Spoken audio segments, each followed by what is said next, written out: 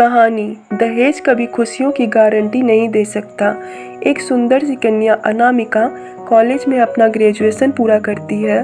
तभी उसकी मुलाकात एक लड़के राहुल से होती है। राहुल भी बहुत स्मार्ट और माता पिता का आज्ञाकारी बेटा है। दोनों एक दूसरे को पसंद करने लगते हैं। दोनों का ग्रेजुएशन पूरा होता है। राहुल अपने शहर में जॉब करने लगता है और लड़की भी एक अच्छी जॉब कर रही है। दोनों ने निर्णय लिया कि अब माता पिता से शादी की बात करने का वक्त आ गया है। लेकिन परेशानी यह है कि दोनों की कास्ट अलग अलग है। अनामिका ब्राह्मण है और राहुल राजपूत। राहुल के समाज में दहेज बहुत ज़रूरी है, जो कि नकद में होता है। इसके अलावा कई तरह के गिफ्ट्स और गहने की भी मांग की जाती है। राहुल ने अनामिका को यह स्थिति स्पष्ट की और कहा, घर वालों को मनाओ, अगर तुम सभी मांगे पूरी करवाती हो तो मेरे माता पिता तुम्हें पलकों पर बैठाएंगे। अनामिका ने अपने माता पिता से यह बात कही। अनामिका के माता पिता को यह बात पसंद नहीं थी, पर अनामिका की जिद थी कि अगर मुझे दहेज दोगे तो मेरी इज्जत बढ़ेगी। अनामिका के माता पिता सक्षम भी थे। बिना मांगे भी अनामिका को बहुत कुछ दे सकते थे, पर उन्हें इस तरह दहेज की मांग करने वाले लोग पसंद नहीं आ रहे थे। लेकिन माता पिता अनामिका की खुशी चाहते थे। उन्हें यह डर था कि कहीं उनकी बेटी ये न सोचे कि वे अपनी बेटी को कुछ नहीं देना चाहते, इसलिए उन्होंने सभी शर्तें मानी। शादी में राहुल को कार, फ्लैट, फर्नीचर के साथ 50 लाख नगद दिए गए।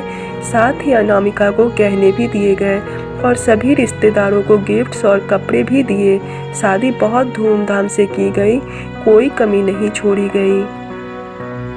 अनामिका को मन ही मन गुमान था कि कास्ट अलग होने के बावजूद माता पिता ने उसकी शादी ससुराल के हिसाब से की। अनामिका को विश्वास था कि उसे बेटी बनाकर रखा जाएगा, उसे वही प्यार दिया जाएगा जो उसके माता पिता ने दिया, क्योंकि उसने अपने ससुराल का मान रखा है। अनामिका ने अपने घर से ससुराल बिता ली। ब्राह्मण कन्या राजपूत घर की बहू बनी।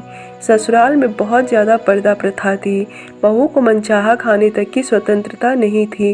कितनी भी भूख क्यों ना हो, घर की बहू सबके खाने के बाद ही खाएगी। यहाँ तक कि उसे घर के पुरुषों के सामने बैठने तक की इजाज़त नहीं थी। अनामिका ने इस पर ऐतराज़ दिखाया, पर उसकी किसी ने ना सुनी। राहुल ने भी यह बोलकर मुंह फेर लिया कि यह तो परंपरा है।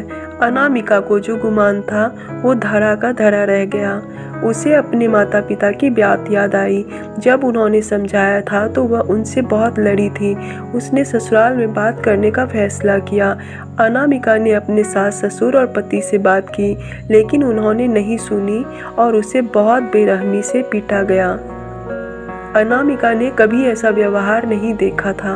उसे जिस लाए हुए दहेज पर घमंड था वह चूर चूर हो गया था। अनामिका को माता पिता से बात करने में भी शर्म महसूस हो रही थी और इसी कश्मकश में एक दिन अनामिका ने अपने आप को खत्म कर दिया। माता पिता को जब यह पता चला तो उन्हें अपनी गलती का एहसास हुआ कि वक्त रहते समझा होता तो बेटी साथ होती। जो लोग दहेज पर बेटी की शादी करते हैं उनकी सोच हर तरह से छोटी होती है।